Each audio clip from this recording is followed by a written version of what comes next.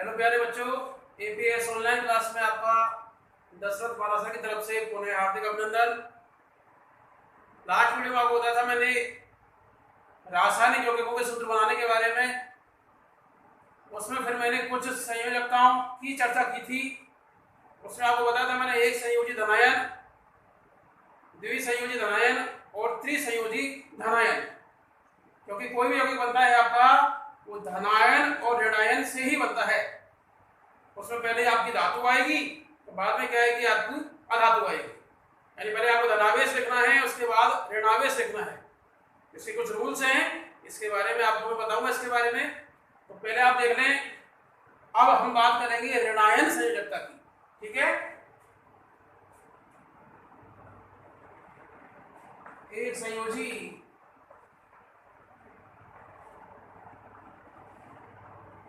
ऋणायन।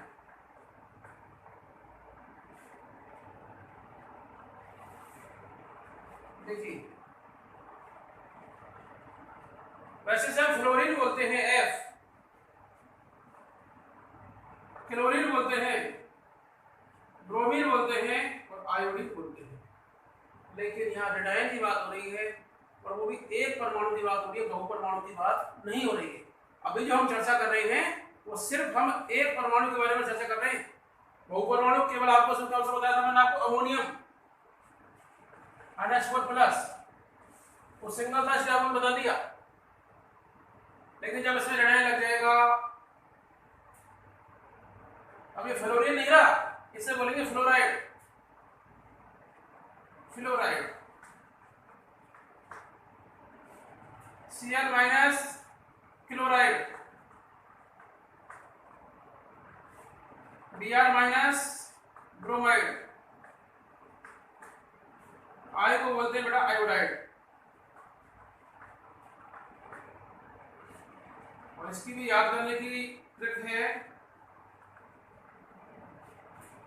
फिर कल बाहर आई कौन, आंटी। फिर कल बाहर आई,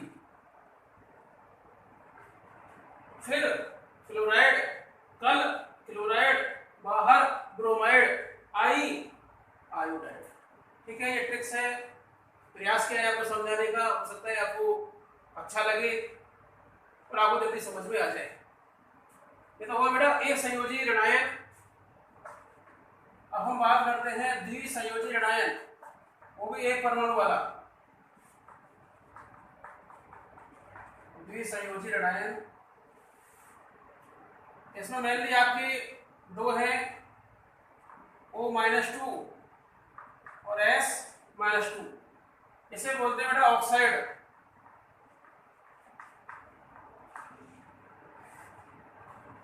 इसे बोलते हैं सल्फाइड, ऑक्साइड सल्फाइड। और इसकी याद करने की ट्रिक है, ओस, ओ ऑक्साइड, एस सल्फाइड। ठीक है, ये कौन सा हो गया आपका द्विसंयोजी। अगर त्रिसंयोजी ऋणायन,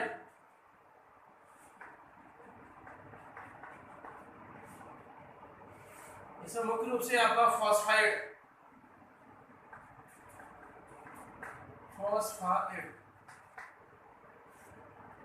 तो ये थे आपके मुख्य रूप से सूत्र बनाने में काम में आते हैं। अधिकांश है एक संयोजी ऋणायन फ्लोराइड, क्लोराइड, ब्रोमाइड, आयोडाइड। द्विसंयोजी ऋणायन ऑक्साइड और सल्फाइड।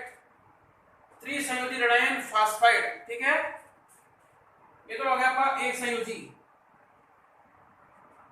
अब देखिए, ये सारे थे ना आपके, ये थे एक परमाणु,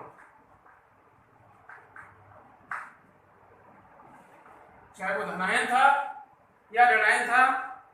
धनायन के बारे में आपको मैंने लास्ट वीडियो में बताया था, ये चर्चा हुई है ऋणायन के बारे में। तो ये हो गई आपके कौन से,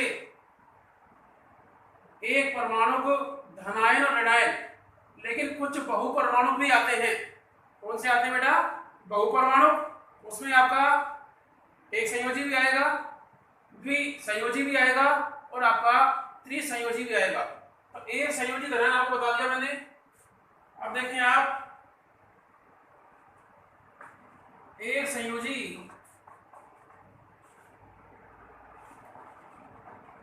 बहु परमाणु ऋणायन,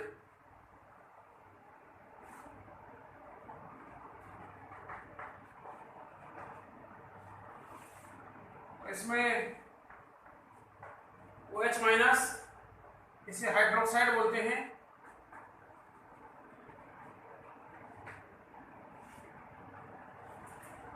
NO3 माइनस, इसे नाइट्रेट बोलते हैं, HCO3 माइनस, इसे हाइड्रोजन कार्बोनेट बोलते हैं, या इसको बाई कार्बोनेट भी बोलते हैं। दो नाम है इसके, हाइड्रोजन कार्बोनेट या इसे बाई कार्बोनेट भी बोलते हैं।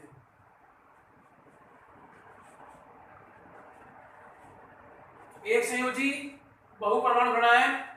अब बात करेंगे बेटा द्विसंयोजी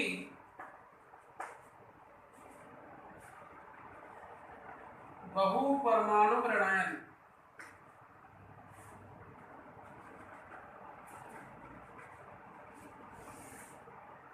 इसमें मेनली आप कहते हैं CO3 माइनस 2, जिसे हम कार्बोनेट कहते हैं,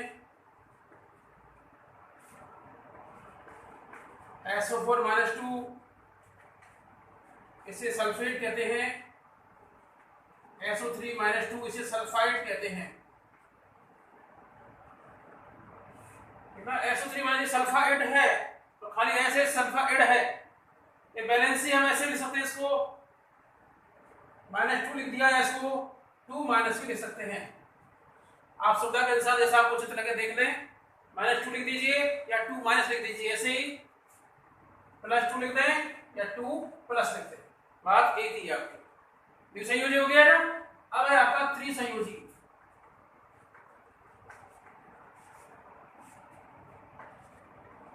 बहुपरमाणु ऋणायन, इसमें आता है आपका PO4 -3, जिसे हम फॉस्फेट बोलते हैं। ये कुछ आपके एक संयोजी, द्विसंयोजी, त्रिसंयोजी धनायन ऋणायन थे, इसमें एक परमाणु थे और बहुपरमाणु थे।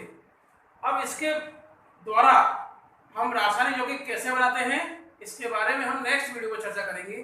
धन्यवाद।